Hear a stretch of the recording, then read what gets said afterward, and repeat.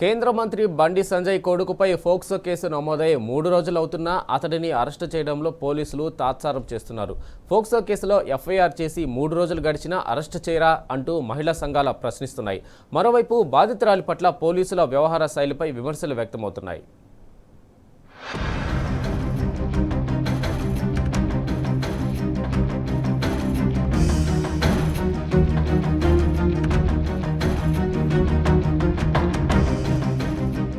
చట్టాలు అందరికీ సమానమే. ఎవరు తప్పు చేసినా అవే సెక్షన్లు, అవే శిక్షలు. కానీ ఈ మాటలు కాగితాలకే పరిమితమవుతున్నాయని చాలా సందర్భాల్లో రుజువవుతున్నది. ముఖ్యంగా అమాత్యుల విషయాల్లో చట్టాలు వారికి చుట్టాలుగా మారుతున్నాయి. న్యాయపరమైన అడ్డంకులు ఆసరా అవుతున్నాయి. అదే సామాన్య ప్రజల విషయంలో చిన్నపాటి ఘటన జరిగినా వెంటనే కేసులు నమోదవుతాయి. చాలా సందర్భాల్లో నిందితుల కంటే బాధితులపైనే అక్రమ కేసులు నమోదవుతుంటాయి.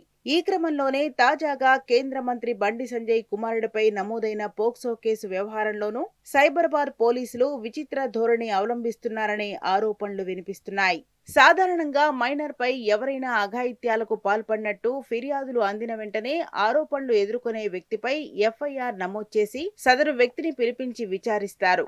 బాధితురాల నుంచి ఫిర్యాదు అందిన తర్వాత వారి స్టేట్మెంట్ ను రికార్డ్ చేసుకుని ఆమె ఇచ్చిన వాంగ్మూలం ఆధారంగా అవసరమైతే సెక్షన్లను కూడా మారుస్తారు. బాధితురాలి వాంగ్మూలం ఆధారంగా ఆరోపణలు ఎదుర్కొంటున్న వ్యక్తిని విచారించి తదుపరి చర్యలు తీసుకుంటారు. కానీ బండి సంజయ్ కొడుకు వ్యవహారంలో ఇవేవీ అమలు కాకపోవడంపై విమర్శలు వ్యక్తమవుతున్నాయి.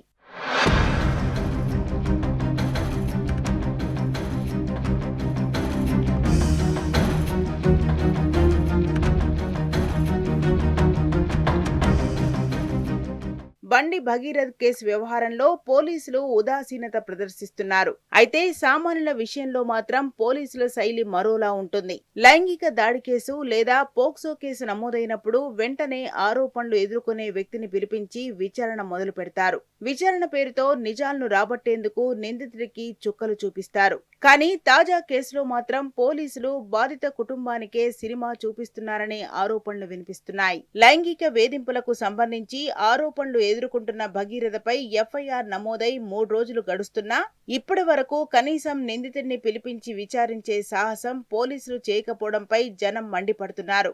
బాధితురాల నుంచి స్టేట్మెంట్ రికార్డ్ చేసిన తర్వాతే నిందితుడి గురించి ఆలోచిస్తామని, ఆ ప్రక్రియ జరుగుతుందని పోలీసులు చెప్పడంపై పలు అనుమానాలు వ్యక్తమవుతున్నాయి.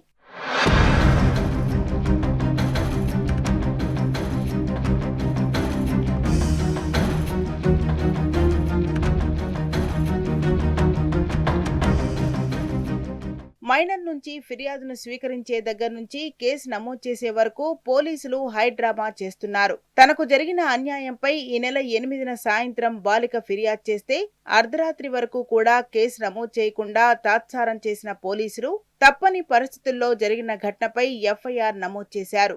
ఈ విషయం బయటకు పొక్కడం, మీడియా దృష్టి సారించడంతో చేసేది లేక మరుసటి రోజు భరోసా సెంటర్కు బాధితురాల్ని రప్పించి జరిగిన ఘటనపై ఆమె వాంగ్మూలం రికార్డ్ చేశారు. ఇది జరిగి 2 రోజులు కావస్తున్నది.